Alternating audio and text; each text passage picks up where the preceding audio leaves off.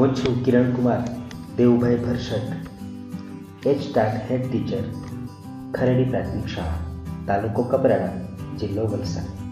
Techno teachers કપરાડામાં આપ સૌનું હાર્દિક સ્વાગત કરું છું. બાલ મિત્રો, ફરીથી NMMSના આ વિડીયોમાં આપ સૌનું હાર્દિક સ્વાગત કરું છું. બાલ મિત્રો, આજે આપણે શીખીશું પ્રકરણ ચોથું, શબ્દોનો અર્થપૂર્ણ ક્રમ. બાલ દોસ્તો, આ પણ ખૂબ અગત્યનું પ્રકરણ છે. પાછલી પરીક્ષાઓમાં 10 ગુણના પ્રશ્નો આ વિભાગના પ્રકરણમાંથી પૂછાયા છે. બાલ મિત્રો, તમે આ પ્રકરણનું નામ જોશો તો શબ્દોનો અર્થપૂર્ણ ક્રમ. એમાં એવા પ્રકારના પ્રશ્નો પૂછવામાં આવે છે કે જેની અંદર 4 થી 5 કે 6 શબ્દો આપવામાં આવેલા હોય અને એ શબ્દોને ક્રમમાં ગોઠવવાના હોય. મુખ્યત્વે ચડતા ક્રમમાં અથવા તો ઉતરતા ક્રમમાં અથવા કોઈ અન્ય ક્રમમાં શબ્દોને ગોઠવવાના હોય છે. તો આજે આપણે આ શબ્દોના અર્થપૂર્ણ ક્રમ ગોઠવણીના કેટલાક પ્રશ્નો જોવાના છે. તો આ પ્રકારનો વિડીયો તમે અંત સુધી જુઓ. બાલ દોસ્તો, શબ્દોના અર્થપૂર્ણ ક્રમની ગોઠવણીમાં આપણે આ પહેલો એક પ્રશ્ન છે જે ચડતા ક્રમમાં ગોઠવણીનો પ્રશ્ન છે. બાલ દોસ્તો, ચડતા ક્રમ ઉતરતા ક્રમમાં ગોઠવણી કરવાની એ ગણિત વિષયમાં અંકોની ગોઠવણીમાં આપણે શીખી ગયા છે. ચડતો ક્રમ, તો ચડતા ક્રમમાં સૌથી પહેલાં નાનો એકમ ગોઠવાય અને પછી ધીમે ધીમે આગળ વધે તેમ એ એક મોટો સમૂહ બનતો જાય. નાના સમૂહથી મોટા સમૂહ તરફ જવું એટલે કે ચડતો ક્રમ, જેને આપણે આમ કહી શકાય.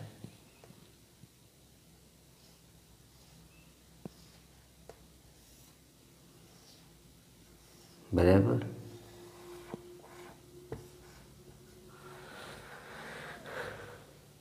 નાના પાયેથી મોટા પાયા તરફ જાય, ઉપર તરફની ગતિ એટલે ચડતો ક્રમ. આપણે આ જે 5 શબ્દો આપવામાં આવેલા છે તેને ચડતા ક્રમમાં ગોઠવવાના છે અને આ શબ્દો એક ચોક્કસ પ્રકારની એક તાર્કિક ક્રમ ધરાવે છે. એની વચ્ચે સંબંધ છે એકબીજાની સાથે, જે ચડતા ક્રમમાં આપણે ગોઠવણી કરવાની છે. સૌથી પહેલાં હું શબ્દને વાંચી લઉં છું. 5 શબ્દો અહીં આપવામાં આવેલા છે. પહેલો છે પાઠ. પાઠ એટલે જેને આપણે એકમ પણ કહીશું, પ્રકરણ પણ કહીશું,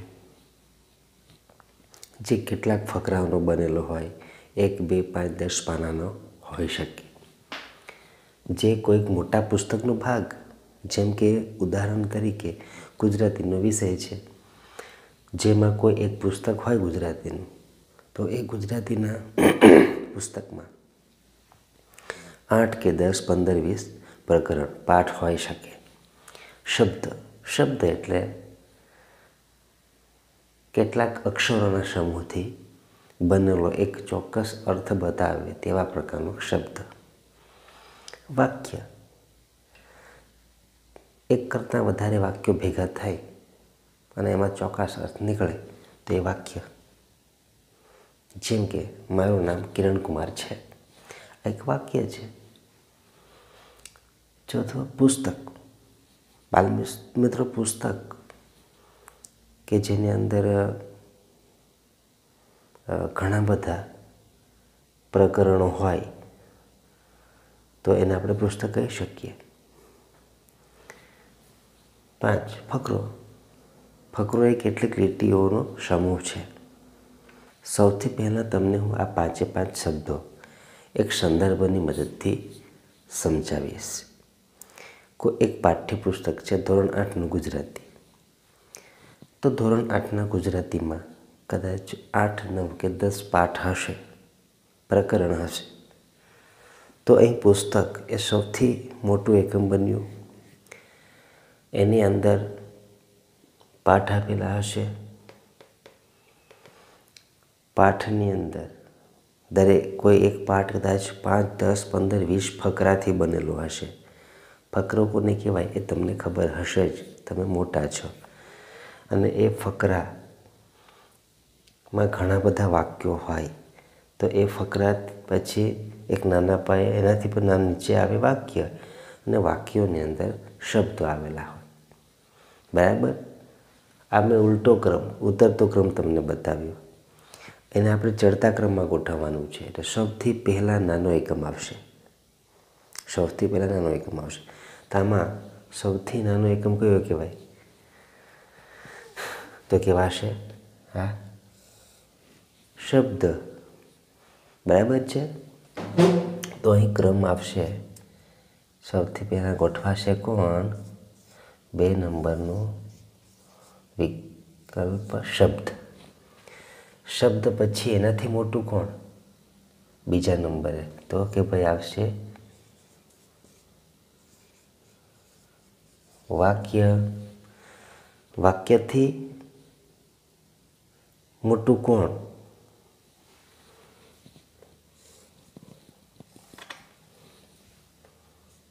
પાંચ નંબરનો વિકલ્પ છે ફકરો. ફકરાથી મોટું કોણ? તો કે ભાઈ પાઠ. અને પાઠ કરતાં મોટું આવશે પુસ્તક.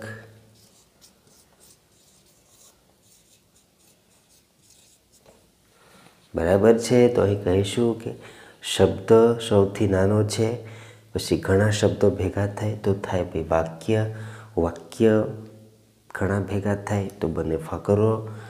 ફકરા ઘણા ભેગા થાય તો બને છે પાઠ. અને આવા એક કરતાં વધારે પાઠ ભેગા થાય તો કે બનશે આખું એક પુસ્તક. તો આ એક શબ્દથી પુસ્તક સુધીનો જે સંબંધ છે એને આપણે આ રીતે ક્રમમાં ગોઠવ્યા. હવે આગળનો પ્રશ્ન જોઈએ. બાલમિત્રો, શબ્દોના અર્થપૂર્ણ ક્રમનો આપણે એક બીજો પ્રશ્ન જોઈએ. અહીં જે પ્રશ્ન આપેલો છે એ પ્રશ્નના શબ્દો જે છે એ આપણે ચડતા ક્રમમાં ગોઠવવાના છે. હું વાંચું છું શબ્દો. પહેલો શબ્દ છે લાકડું, બીજો પુસ્તક, ત્રીજો કારખાનું, ચોથું કાગળ, પાંચમું છાપવું. બાલમિત્રો, તમે જોશો કે અહીં કાગળ બને છે ત્યાંથી પુસ્તક બને છે. લાકડામાંથી કાગળ બનાવવાની જે પ્રક્રિયા છે ત્યાંથી લઈને પુસ્તક બને ત્યાં સુધીના કેટલાક શબ્દો જે છે એ શબ્દોને આપણે યોગ્ય ક્રમમાં ગોઠવવાના છે.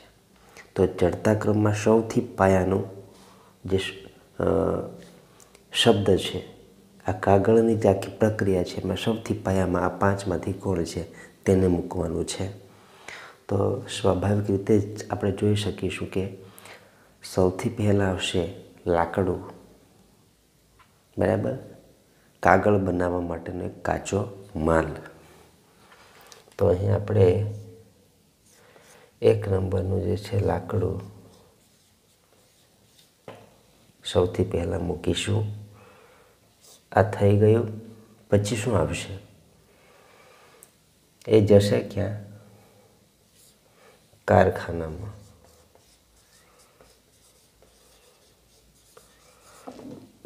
બરાબર. કારખાનામાં જશે, પછી બનશે કાગળ.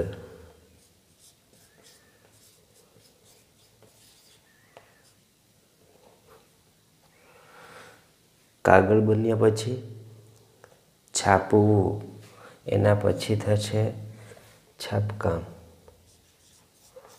તો એના પછી આવશે છાપવું અને છેલ્લે આવશે પુસ્તક. ત્યારે આપણને પુસ્તક તૈયાર મળશે. તો બાલમિત્રો, આ રીતે કાગળનો કાચો માલ લાકડું સૌથી પહેલાં આવશે, પછી એ કારખાનામાં જશે. કારખાનામાં બધી પ્રક્રિયાઓ થઈને એમાંથી કાગળ તૈયાર થશે. કાગળ તૈયાર થયા પછી છાપકામ કરવામાં આવશે અને અંતે આપણા હાથમાં સરસ મજાનું પુસ્તક આવશે. તો આ રીતે આપણે આવા પ્રકારના પ્રશ્નોને વચ્ચેનો સંબંધ શોધીને, સંબંધ એટલે કે શબ્દો કયા સંબંધથી જોડાયેલા છે એ તર્ક કરીને શોધવાનું છે અને જે ક્રમમાં માગેલું હોય તે ક્રમમાં આપણે ગોઠવવાનું છે. અહીં ચડતા ક્રમમાં આપણે ગોઠવણી માગી છે તો આપણે ચડતા ક્રમમાં ગોઠવવાનું છે. આ મિત્રો આપણે ખાસ યાદ રાખવાનું છે, કારણ કે ચડતા ક્રમમાં ગોઠવવાનું અને ઉતરતા ક્રમમાં ગોઠવવાનું બંને પ્રકારના પ્રશ્નો પૂછાશે. એટલે ઘણી વખત એવું ન થાય કે આપણે સૌથી પહેલાં પાયાનો જે શબ્દ છે એટલે કે ચડતા ક્રમમાં જ ઘણી વખત આપણને એવું થાય કે ભાઈ સૌથી પહેલાં જે નાનો એકમ છે પહેલાં મૂકીએ, એટલે કે ચડતા ક્રમમાં ગોઠવાઈ જાય અને માગેલું હોય ઉતરતા ક્રમમાં, તો ત્યારે આપણે આવા પ્રકારની ભૂલ આપણો ખોટો જવાબ હોઈ શકે. તો આ રીતના આમાં ધ્યાન રાખીશું. બાલમિત્રો, આગળનો પ્રશ્ન આપણે જોઈએ. હું શબ્દો વાંચું છું. 1 મેયર, 2 સરપંચ, 3 મુખ્યમંત્રી, 4 પ્રધાનમંત્રી અને 5 રાષ્ટ્રપતિ. બાલમિત્રો જોશો, અહીં જે શબ્દો આપણને આપેલા છે એક પદાધિકારીઓના હોદ્દાઓ છે. પદાધિકારીઓ એટલે જે લોકોના મતથી ચૂંટાઈને પ્રતિનિધિ બને છે, નેતા બને છે તે.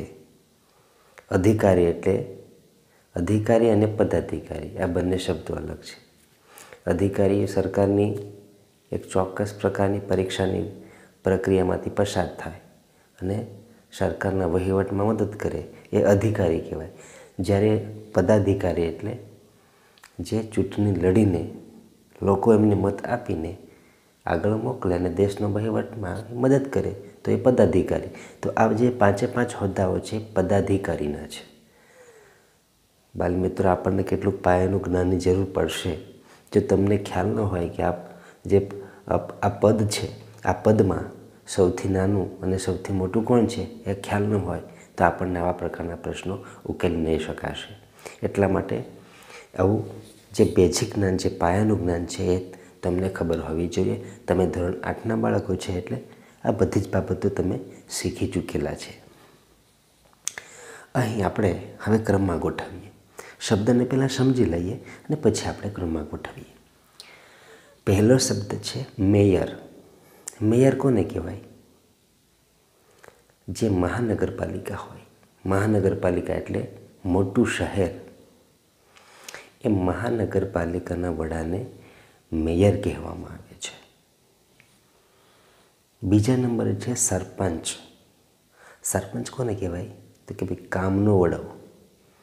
ગ્રામ પંચાયત હોય ને, તમે ગામડામાં રહેતા હોય તો તમારે ગ્રામ પંચાયત હશે. મોટા શહેરમાં રહેતા હોય તો તમારે મહાનગરપાલિકામાં મેયર હશે. તમારા મહાનગરપાલિકાનો વડો મેયર હશે. તે રીતે ગામડાનો જે વડો છે સરપંચ એને કહેવાય. મુખ્યમંત્રી. મુખ્યમંત્રી એ આખા રાજ્યનો હોદ્દો છે. એક રાજ્ય કે ગુજરાતના મુખ્યમંત્રી અત્યારે વિજયભાઈ રૂપાણી સાહેબ છે, તો મુખ્યમંત્રી જે હોદ્દો છે એ આખા રાજ્યને લાગુ પડે. એ રાજ્યનો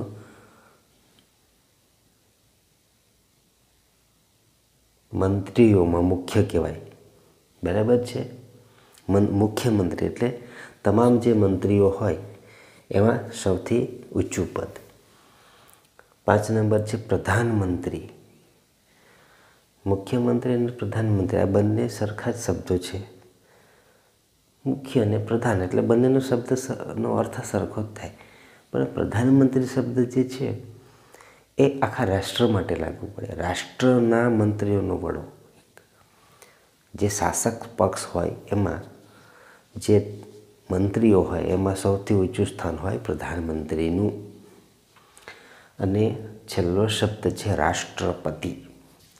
આ શબ્દ જ તમે સાંભળીને ખ્યાલ આવી ગયો છે કે રાષ્ટ્રપતિ, રાષ્ટ્રનો પતિ.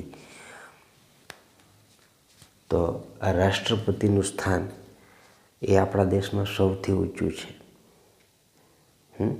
બંધારણીય રીતે સૌથી ઊંચું સ્થાન રાષ્ટ્રપતિને મળ્યું છે, જે બંધારણના વડા પણ કહેવાય.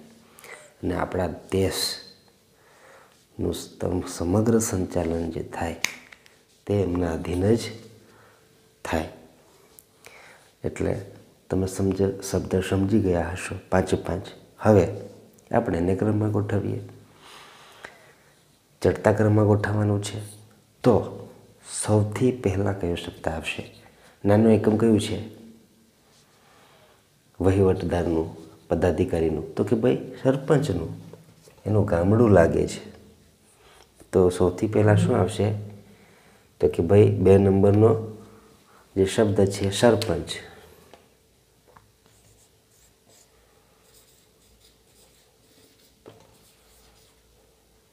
એના પછી કોણ આવશે? મહાનગરપાલિકાના મેયર.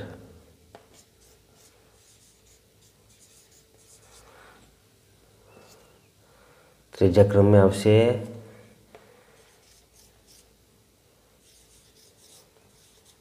મુખ્યમંત્રી, જેનું કાર્યક્ષેત્ર આખું રાજ્ય. ચોથા ક્રમે આવશે, ચોથા જ ક્રમનો જે વિકલ્પ છે પ્રધાનમંત્રી. અત્યારે બાલમિત્રો આપણા પ્રધાનમંત્રી કોણ છે? તો કે નરેન્દ્ર મોદી સાહેબ. અને 5મા ક્રમે આવશે રાષ્ટ્રપતિ. રાષ્ટ્રપતિ કોણ છે આપણા ભારતના અત્યારે? તો કે ભાઈ રામનાથ કોવિંદજી. બરાબર છે. તો આ રીતના બાળકો આ પદાધિકારીઓને આપણે ચડતા ક્રમમાં ગોઠવ્યા. બરાબર. સૌથી પહેલાં સરપંચ એ ગામનો વડો કહેવાય, મેયર મહાનગરપાલિકાનો વડો કહેવાય, મુખ્યમંત્રી રાજ્યનો, પ્રધાનમંત્રી દેશનો, રાષ્ટ્રપતિ એ પ્રધાનમંત્રીથી પણ ઊંચું સ્થાન ધરાવે છે. તો આ રીતના આ પ્રશ્નોને આપણે ચડતા ક્રમમાં આ રીતે વિકલ્પોને ગોઠવીશું.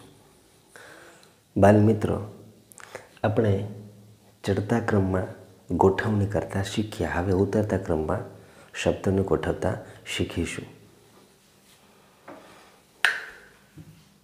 આ ચિત્ર બદલાઈ જશે. હવે ઉતરતો ક્રમ એટલે સૌથી પહેલાં ઊંચું સ્થાન, પછી ધીમે ધીમે નીચું થતું જાય.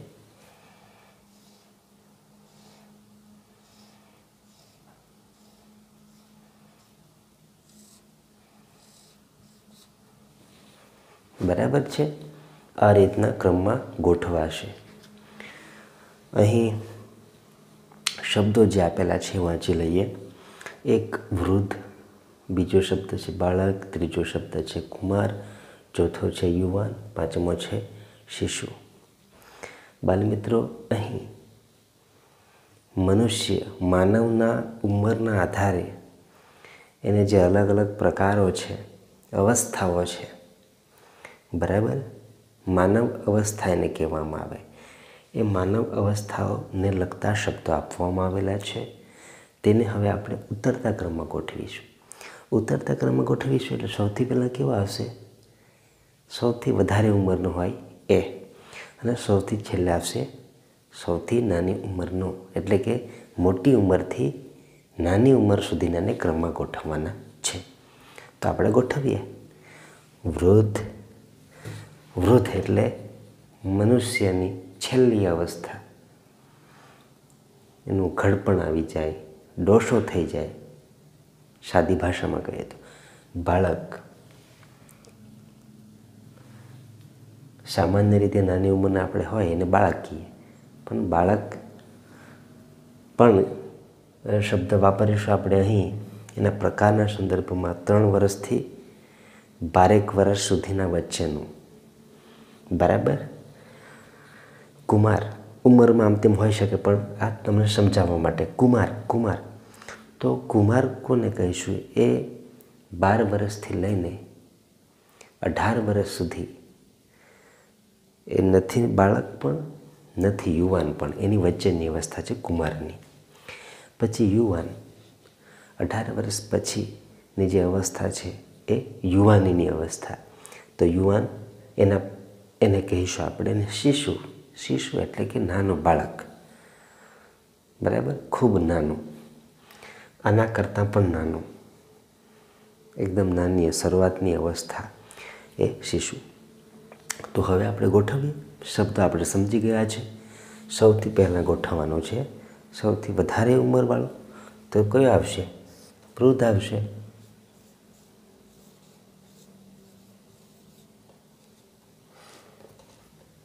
એના પછી બીજા નંબર કયો આવશે?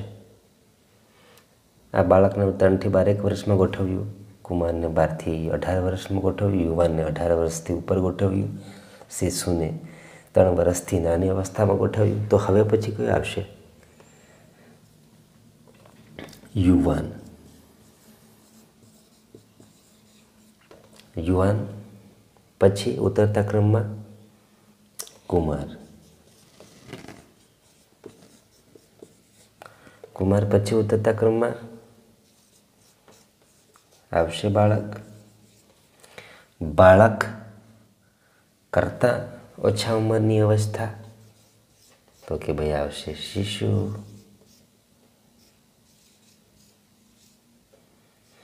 તો આ રીતના આ જે શબ્દો હતા માનવ અવસ્થાના એને આપણે ઉતરતા ક્રમમાં આ રીતે ગોઠવવાના છે.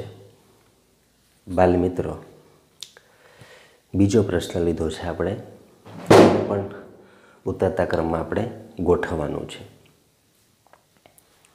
આ શબ્દો અહીં વાંચું છું. 1 ક્વિન્ટલ, 2 ગ્રામ, 3 ટન, 4 કિલોગ્રામ, 5 મિલીગ્રામ. આ એક વજનને લગતા શબ્દો છે. એમાં આપણે શબ્દોને સમજીએ તો ક્વિન્ટલ એટલે કે 100 કિલોગ્રામને ક્વિન્ટલ કહેવાય, બરાબર. 100 કિલોગ્રામને ક્વિન્ટલ કહેવાય. ગ્રામ એ કિલોગ્રામનો 1000મો ભાગ છે. ટન એટલે 1000 કિલોગ્રામ, બરાબર. કિલોગ્રામ 1 કિલોગ્રામ તમે સમજો છો, 1000 ગ્રામ બરાબર 1 કિલોગ્રામ થાય. અને મિલીગ્રામ ગ્રામથી પણ વજનમાં ઓછું, બરાબર છે. તો મિલીગ્રામ ગ્રામનો 10મો ભાગ. તો આ રીતના આ શબ્દોને આપણે સમજી લીધું. હવે આપણે સૌથી પહેલાં વધારે વજનવાળી વસ્તુને ગોઠવીએ. તો આ 5 શબ્દોમાં સૌથી વધારે વજનવાળી વસ્તુ આવશે 3 નંબરની ટન, જે 1000 કિલોગ્રામ જેટલુંનું વજન હોય છે. પછી બીજા ક્રમે આવશે ક્વિન્ટલ. કઈ મિત્ર આવશે? ક્વિન્ટલ. એના પછી આવશે કિલોગ્રામ.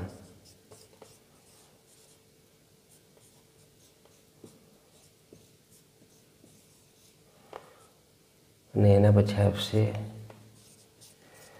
ગ્રામ. અને છેલ્લે આવશે મિલીગ્રામ.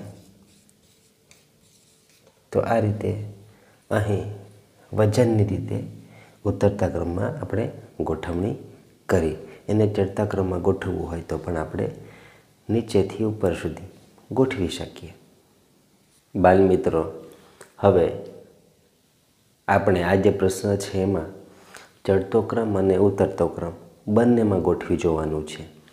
એક જ પ્રશ્નમાં આપણે બંને જે અલગ અલગ પ્રકારે ગોઠવણી કરવાની છે એ બંને આપણે સમજી લઈએ. શબ્દો પહેલાં વાંચી લઉં છું. પહેલો શબ્દ છે ગામ, બીજો દેશ, ત્રીજો તાલુકો, ચોથો રાજ્ય, 5મો જિલ્લો. શબ્દ બાલમિત્રો આપને ખ્યાલ આવી ગયો હશે. અહીં વિસ્તારની દ્રષ્ટિએ જે અલગ અલગ ભાગો પડેલા છે તેના નામો છે.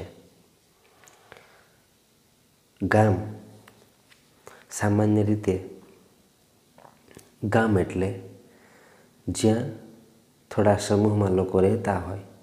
અત્યારની ભાષામાં કહેવું હોય તો એક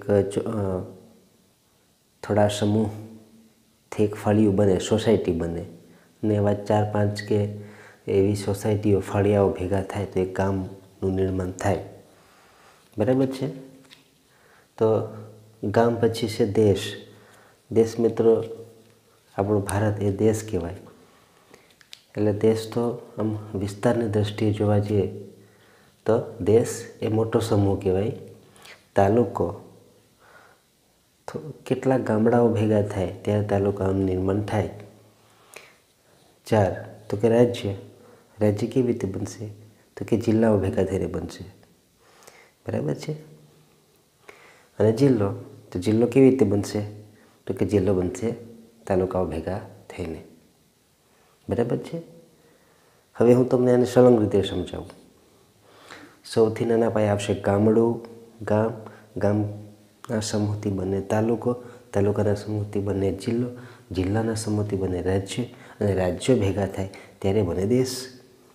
હવે એને બંને રીતે ગોઠવીશું આપણે. સૌથી પહેલાં ગોઠવીશું ચડતા ક્રમમાં.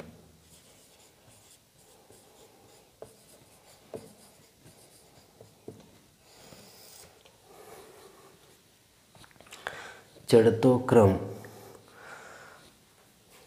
આ ઉતરતો ક્રમ છે અને અહીંયા હું તમને બતાવું છું.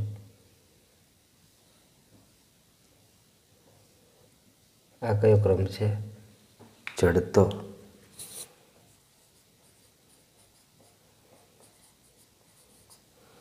આ ચડતો ક્રમ છે.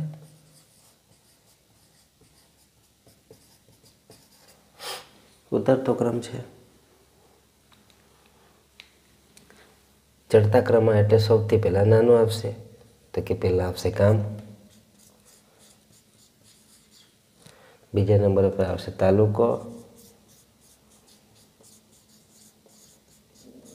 ત્રીજા નંબરે આવશે જિલ્લો,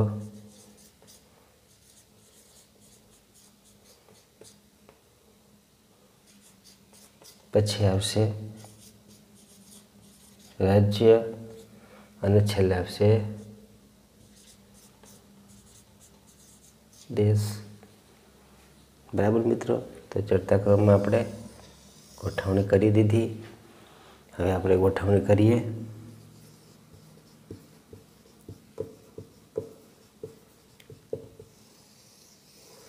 ઉતરતા ક્રમમાં કેવો આવે છે? સૌથી પહેલાં મોટો એકમ આવે છે. તો અહીં સૌથી મોટો એકમ કયો છે? તો કે ભાઈ દેશ છે. પછી બીજા નંબર એના પછી તો કે ભાઈ રાજ્ય છે. એના પછી આવશે ત્રીજા ક્રમમાં જિલ્લો.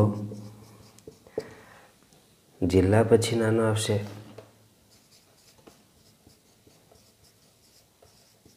તાલુકો. તાલુકો પછી આવશે 1 નંબરનો ગામ. બાલ મિત્રો તમે ધ્યાનથી જુઓ. ચડતો ક્રમ જુઓ. ગામથી શરૂ, ગામ, તાલુકો, જિલ્લો, રાજ્ય, દેશ. પછી ઉતરતા ક્રમ ત્યારે ઉલટું શરૂ થયું. દેશ, રાજ્ય, જિલ્લો, તાલુકો, ગામ. બરાબર છે. મનમાં એક વાત ઠસાવવાની છે. ચડતો ક્રમ એટલે નાનાથી મોટા, ઉતરતો ક્રમ એટલે મોટાથી નાના. બરાબર છે. એક ટેકરો છે એના પર ચડવાનું છે તો ભાઈ નીચેથી ઉપર જવાનું, એ રીતે યાદ રાખો. ઉતરવાનું એટલે ઉપરથી નીચે આવવાનું.